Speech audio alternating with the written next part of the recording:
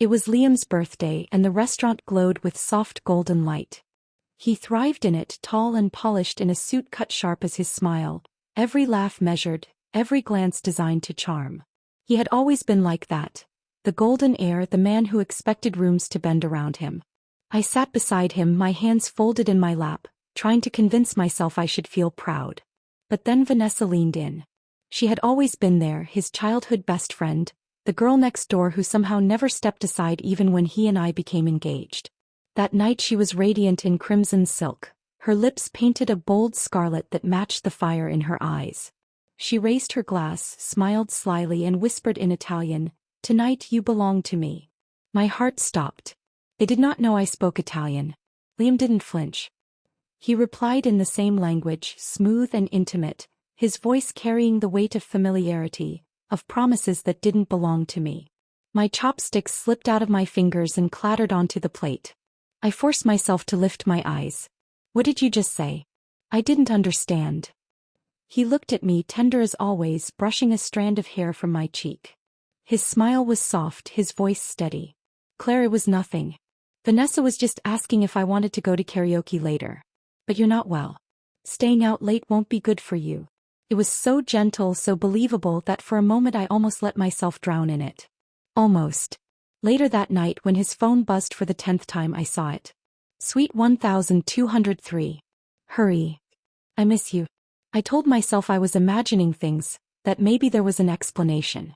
But the next morning when I picked up his shirt from the laundry basket, my knees nearly gave way. There on the collar was a faint red smudge. Lipstick, and it's not mine. I wear muted tones, soft rose, coral, subtle shades. This was bold scarlet, vivid and brazen, the exact shade Vanessa had painted her lips with the night before. I rubbed at the collar with shaking fingers, but the smear only deepened. That mark had been pressed against his skin, near his neck, near his mouth. I confronted him, my voice trembling as I held the shirt up. "What is this?" He glanced at it once, his face infuriatingly calm. "Claire, you're overthinking. Someone must have brushed against me at the party. Stop making drama out of nothing." His tone made me feel small, like I was the unreasonable one. But I said nothing. I folded the shirt, slid it into an envelope and tucked it away. My proof. My weapon. A few nights later I followed him. I sat in my car, the steering wheel slick under my palms, and watched him step into a cab.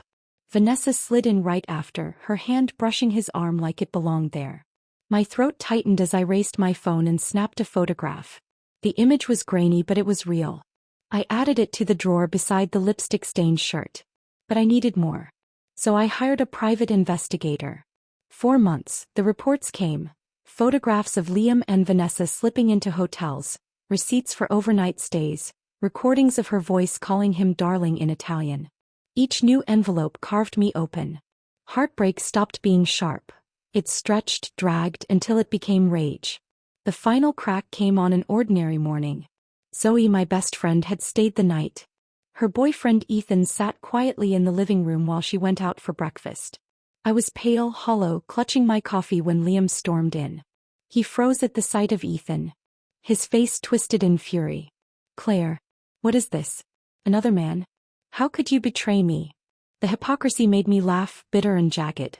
Before I could answer, Zoe walked in, bags in her arms, and cut him down with one line. "What are you even talking about?" I went out. Ethan stayed because Claire could barely stand. Nothing happened.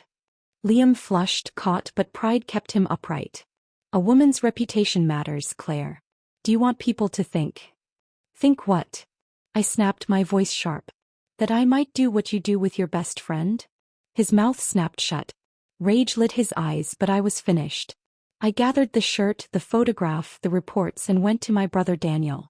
He looked through them, his jaw set, his voice like steel. "This engagement is over. I'll pull every Bennett project out of the Carters. Give me 1 month." My mother cried when I told her, then wiped her tears and said, "End it, Claire. No alliance is worth this shame." So I did. I ended it publicly. I laid the evidence on the table and forced the Carters' hand. They paid us off with company shares, desperate to contain the scandal. But I wanted them ruined. That was when Daniel brought in Alexander Pierce. Alexander had always been on the periphery of my life, Daniel's closest friend since university. He was tall, broad-shouldered, his features sharp, his presence commanding. People described him as cold, calculating, ruthless. But when he looked at me with those dark eyes, I saw steadiness, not cruelty. "I trust him," Daniel said. "He'll help you." And he did. Alexander worked in shadows at first, feeding journalists, timing leaks, opening cracks in the Carter's empire. But he was more than ruthless strategy. He was there. He waited outside my office at night, leaning against his car, his presence grounding. He remembered my coffee order. When my hands trembled, he pressed a glass of water into them without a word. And he listened. When I broke down one night, clutching the shirt, he sat in silence until the sobs passed. Then he said softly, "You are not weak. You are loyal. Do not mistake the two." His steadiness became my anchor. In Switzerland, snow fell heavy against the windows as I stared at the mountains. My voice cracked when I said, "I was blind." Alexander's voice was low, certain. "You were not blind. You loved." He was the fool who never understood. The way he looked at me then, steady, unwavering, as if I was the only thing he saw, melted something inside me. From then on, small moments grew. His hand brushing the small of my back as we crossed a street. His gaze lingering when he thought I wasn't looking. The warmth in his voice when he said my name. One night his reserve broke. "Claire," he said, his eyes on mine, his voice taut. "I came because I couldn't stand to watch you fight this alone. I wanted to be the one beside you. I wanted you. I still do." My breath caught. My chest ached. "I don't know if I can trust again." "Then let me earn it." His hand caught mine, firm but gentle. Tears pricked my eyes. For the first time since Liam's betrayal, I felt safe. While my heart healed, Liam and Vanessa's world burned.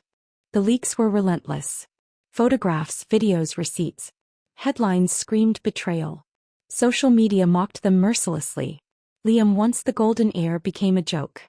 Vanessa's scandal was worse. Desperate to salvage himself, Liam devised a plan. He convinced her to go live online to explain everything away, that they were only close friends, that the photos were AI-generated fakes, that the hotel stays were because she had nowhere else to go and he had booked the rooms for her. He promised her everything if she did it. He promised her marriage. Vanessa almost agreed.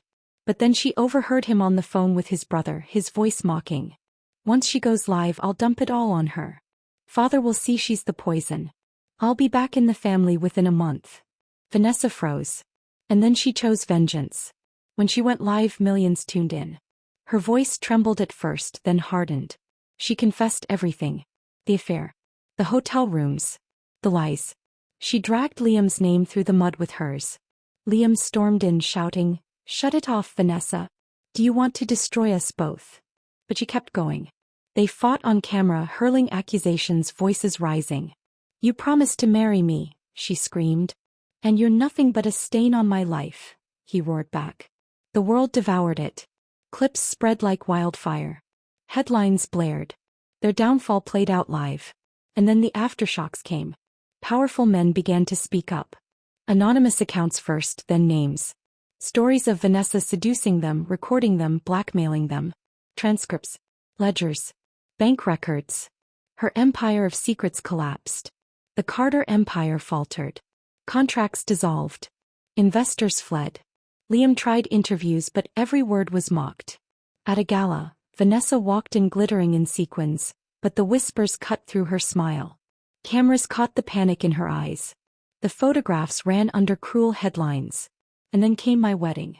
The Carters had been invited out of tradition. Liam dragged Vanessa along, clutching the invitation like a lifeline, hoping I might plead with his father for him.